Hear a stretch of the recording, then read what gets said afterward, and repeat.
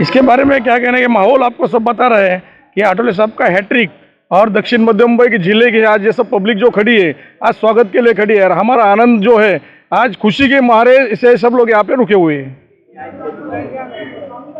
काम होत असत आठवले साहेबांमुळे त्यामुळे तिसऱ्यांदा जे मिळालेलं मंत्रिपद आहे हे समाजासाठी आणि सर्व बहुजनांसाठी ही खरं तर आमच्यासाठी आनंदाची गोष्ट आहे। अभी चुनाव है, लोगों को सीटें मिलेगी विधानसभा में? जरूर हमारे पास सीटें मिलेंगी। आठवले साहब उनको अभिनंदन देता हूं और वो तीसरी बार जो है केंद्रीय मंत्री बने हुए हैं और लोगों को बहुत आशा है कि वो लोगों को बहुत ही पहले से भी काम करते आए हैं और जोरों से करेंगे। समाज के लिए, देश के लिए हमेशा काम करते रहे, आगे भी ऐसा करते रहेंगे, ऐसा मैं अपेक्षा रखता हूं और उनको शुभकामनाएं देता हूं। धन्यवाद। हमारे आठवले जी जो मुंबई की शान है, आरपीआई के प्रमुख है और भारतीय जनता पार्टी के मुख्य घटक है, उसमें बहुत ही मुख्य उनकी कार्य पद्धति है और मैं बधाई देता हूं हमारे प्रधानमंत्री नरेंद्र मोदी जी को और साथ में हमारे आठवले जी को, जो रामदास आठवले हमेशा मुंबई और मुंबई करों के लिए काम किए हैं, पूरे समाज के लिए काम किए हैं और वाकई देखने को जाए तो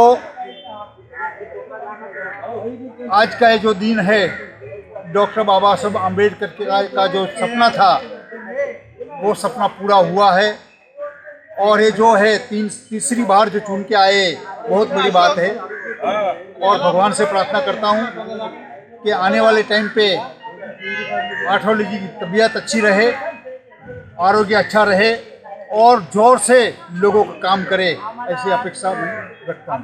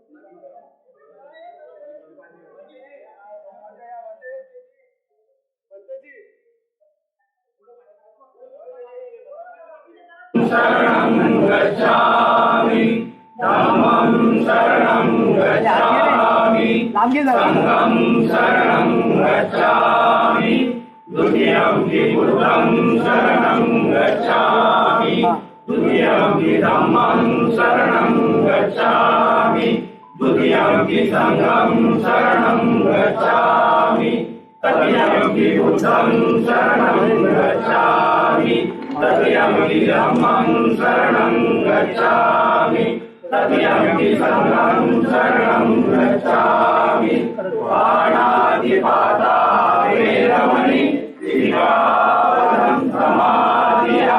तो अखिलेश को उनकी तरह खाली अकेले ही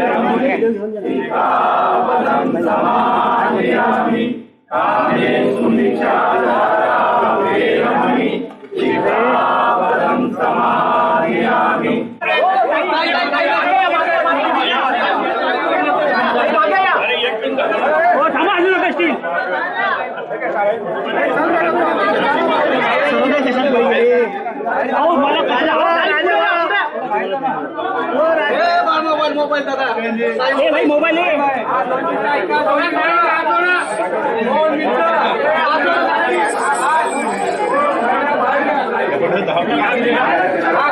बोलू नका बोलू नका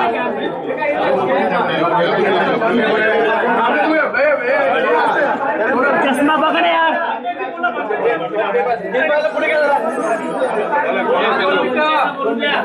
या ठिकाणी सामाजिक न्याय मंत्री तुम्ही तरी हलू नका एकदा फोटो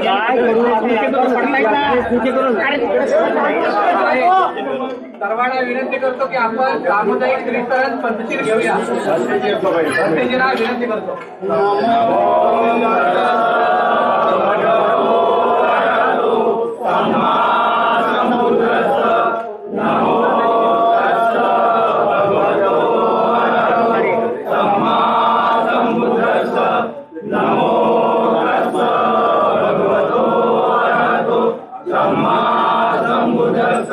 ईवीएम को अनलॉक किया जा सकता है, इसकी उसमें आर्टिकल है और उसके पर ट्वीट करते हुए राहुल गांधी ने कहा है कि ये बहुत बड़ा स्कैंडल है और जो है कहीं ना कहीं एक ईवीएम के जरिए हैक करने की कोशिश की गई है। राहुल गांधी ने ऐसा ट्वीट किया है। मुझे लगता है कि अगर ईवीएम को अगर हैक किया होगा तो राहुल गांधी के लोगों ने किया होगा।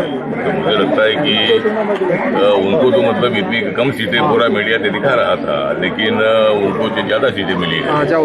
इसका मतलब इन लोगों ने कुछ गड़बड़ी की है। हम बहुत ज्यादा सीटें हमको मिलती थी तो, लेकिन ऐसा ईवीएम मशीन राहुल गांधी के लोगों ने लाई है, ये कोई मोदी साहब ने नहीं लाई है। कांग्रेस के सरकार के कार्यकाल में ईवीएम मशीन आई है। तो ईवीएम मशीन जो किसी ने दिखाया होगा ऐसा अनलॉक हो सकता है, लेकिन उनके पास मशीन तो पहुंचनी चाहिए।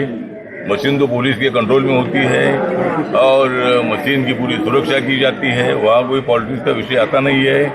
तो बार बार इसी तरह के सवाल उठाते हैं और इसी तरह मतलब जब हमारी सरकार बनी है तो ईवीएम मशीन क्लॉक जाती है, तो इसी तरह के कुछ उदाहरण होंगे भी, लेकिन इसका मतलब ये नहीं है कि भाई हर मशीन ऐसी हो सकती है। हर मशीन किसी हाथ में जाएगी नहीं है। किसी ने प्रयोग किया होगा कि भाई अगर कोई बटन दबाएगी तो मतलब कमल को हट जाता है, दूसरा बटन दबाएगी तो पंजा को हट जाता है। ऐसा भी कुछ जो उदाहरण है ये भी कुछ लोगों ने दिखाए हैं। लेकिन ईवीएम मशीन के बारे में इलेक्शन कमीशन की ठोस भूमिका है कि भाई ईवीएम मशीन के माध्यम से ही आगे चुनाव होगा। अगर सब लोग तय करते हैं कि हमको बैलेट पेपर चाहिए तो उसके लिए भी हमारी तैयारी है। बैलेट पेपर पर चुनाव होगा तो हमको और भी ज्यादा वोट मिलेगा। तो लोकतंत्र में ठीक है। इंडिया आघाड़ी ने भारी कोशिश करने के बाद भी, लोगों को ब्लैकमेल करने के बाद भी, समाज में फूट डालने की भूमिका रखने के बाद भी हमारी सरकार आई है और हमारे पास क्लियर मेजोरिटी है। और मैं सवाल पूछना चाहता हूँ राहुल गांधी जी को कि उनके पिताजी राजीव गांधी जी इंदिरा गांधी जी की हत्या के बाद कांग्रेस पार्टी को 400 सीटें मिली थी और मनमोहन सिंह की सरकार जो थी कांग्रेस पार्टी को इतनी ज्यादा सीटें नहीं थी। उसके बावजूद भी वहाँ यूपी की सरकार, जब हम लोगों ने कोई सवाल नहीं उठाया था कि भाई ये सरकार अल्पमत में है, उनके पास क्लियर बहुमत था। और इसीलिए 10 साल तुम्हारी सरकार चल सकती है तो हमारी 15-20 साल सरकार चलती रहेगी। आगे तो हमारे ज्यादा सीट चुनकर आएगी। जो गलतियां कुछ हमारी हुई है, कुछ बयानबाजी से कुछ मतलब वोट कम मिले हैं, उस पर आत्मपरीक्षण चल रहा है, स्टडी चल रहा है। और आगे के चुनाव में हमें अच्छी सफलता मिलेगी और हम ये 5 साल तो हम सरकार चलाएंगे, लेकिन 2029 में भी हमारी सरकार इंडिया की सरकार आएगी। सर महाराष्ट्र में जो महाविकास आघाड़ी एक साथ लड़ने का चल रहा है, लेकिन जिस तरह मैंने कुछ बयान जो नाना पटोले जी को मैंने सुने हैं कि भाई वो खुद नंबर 1 की पार्टी समझते हैं, क्योंकि उनकी तो सबसे ज़्यादा सीटें आई है और उद्धव ठाकरे ज़्यादा सीट लड़ने के बाद उनकी तो 9 सीटें आई है और एकनाथ शिंदे जी उससे बहुत कम सीटें लड़ने के बाद उनके 7 सीटें आई है। तो मुझे लगता है कि जिस तरह महाविकास आघाड़ी, ये तो लोग बोल रहे एक साथ लड़ेंगे, लेकिन एक साथ लड़ेंगे नहीं मालूम नहीं है, लेकिन एक साथ लड़ेंगे तो भी अच्छी बात है। उनका अलायंस ऑलरेडी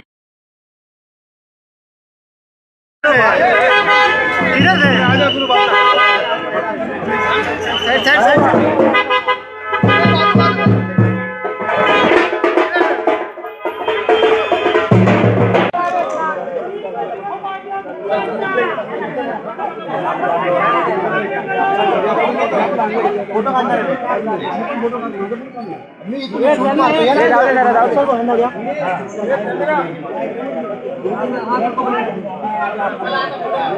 मारतो.